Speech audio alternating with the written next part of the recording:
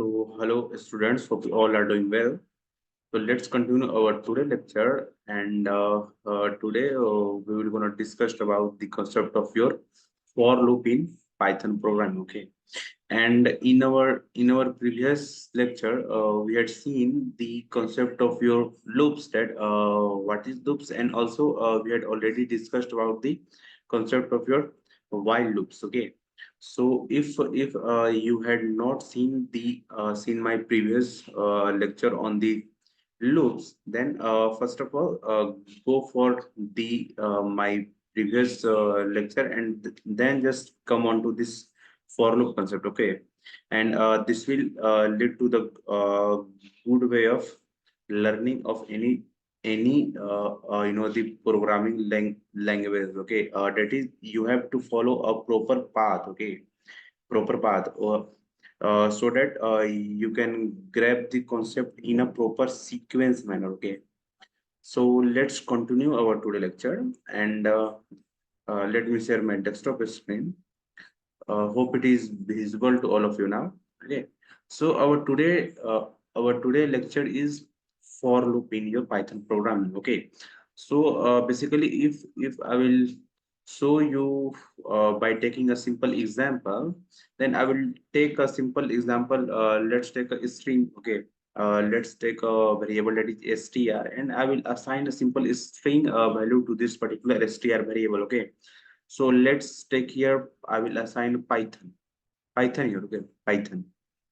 Uh, Python here, okay? Means here I had simply given a Python string to my str variable, okay? And now if I have to traverse the characters of this particular string one by one, okay? By using my for loop. So how I can traverse in this particular string using my for loop? That is, I will write for I in my str variable's name. Means what is the exact meaning of this particular line? Means I have to traverse in this str variable, and I will assign the character of each and every character of this particular str variable one by one to my I value, and I will print my I inside this for loop. Okay, I will print my I here.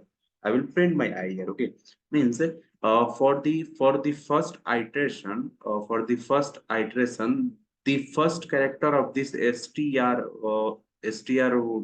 variable, that is p, is being assigned in my I, and here I'm gonna print the I. Okay, and then after when I will repeat this statement again, and now at the second time, my y is being assigned to my I variable, and here I'm gonna print the I here. Okay, so this is how I can print the every character of this particular string variable. Okay, so if I will run here, then I can see that we are able to print all the characters of this particular string. So python Python here. Okay, so this is how we are able to traverse in any string value.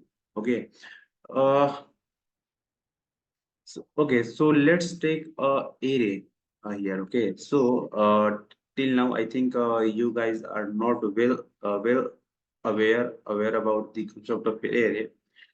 Although we will discuss about the array in more detail in our next upcoming lectures, but till now let's understand the basic terminology behind the array. Okay, so your array is the kind of non-primitive data type. Okay, array is a kind of you can say the non-primitive data type that is store the group of values in a single variables. The group of values, or you can say the group of character in a single variable. Okay, and also in Python, you can store the different data types of value in a single type of array. Okay, so this is the beauty of using your array. Okay, okay. So wait a second, guys. Wait a second, guys. There is an program is in a career. Okay, so let's continue. Let me share my screen. Okay, so here I will take a simple array. Okay, so in our Python programming, the array is being simply defined in these two square bracket. Okay, and I will assign some variables here. So let's take here Python, and let's take some another character here. I will give Java here, and let's take some integer value as well. Okay, so these are the four character value that I had simply assigned to my array variable. Okay, basically, if you are gonna check the type of this particular variable, then it will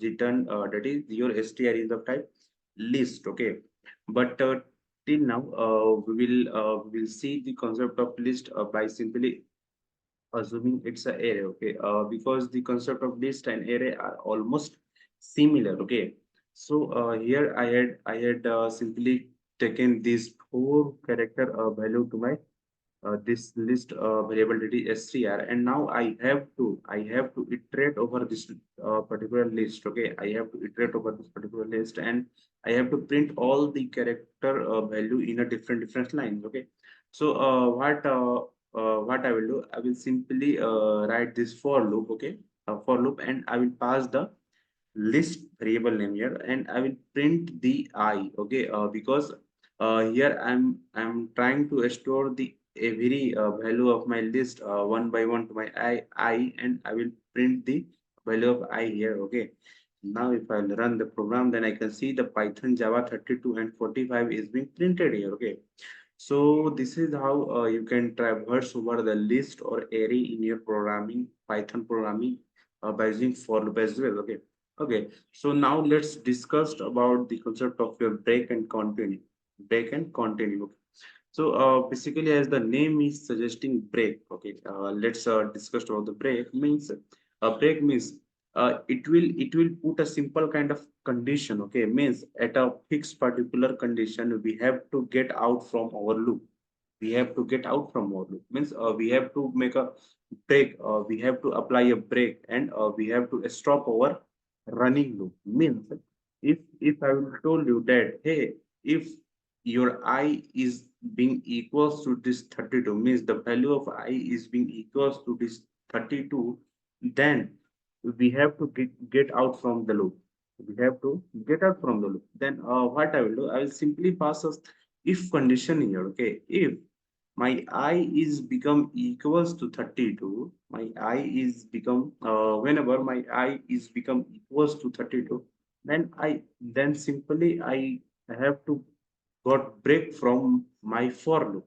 I have to got break from my for loop.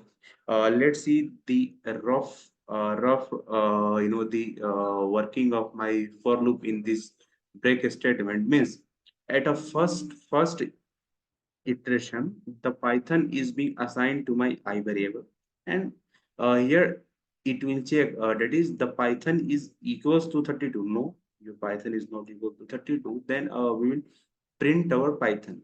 Now at a second iteration, the Java is being assigned to my I, and here it will check is your Java is being equals to 32. No, then it will print here Java. And at a third iteration, the 32 is being assigned to my I variable, and then if it will check that is 32 is equals to 32, then yes, the condition is being satisfied. So at that particular case, we have to got break from our loop and nothing else. Okay, so that is how at a point of my third iteration, the 32 is become equals to 32, then we are getting the break. Means the only Python and Java will be printed. Remaining 32 and 45 will not gonna print.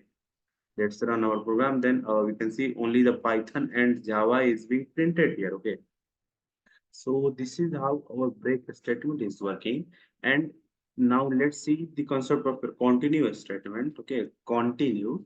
Then we can see the continue is basically responsible for pass any type of condition, overpass any type of conditions. Means Overpass means, okay, if I will tell you that, hey, you have you don't have to print this 32, else part should be printed, but the only the condition is I don't have to print 32.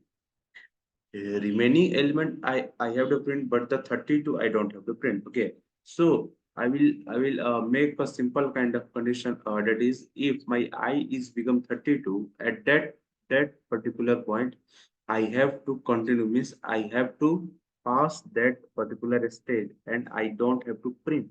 Okay, so if I will run my code, then I can see the 32 is being escaped here, and only the Python, Java, and 45 is being printed here. Okay. So this is how we can perform the break and continue concept in our for loop. Okay. So this is all about the concept of the for loop in Python programming.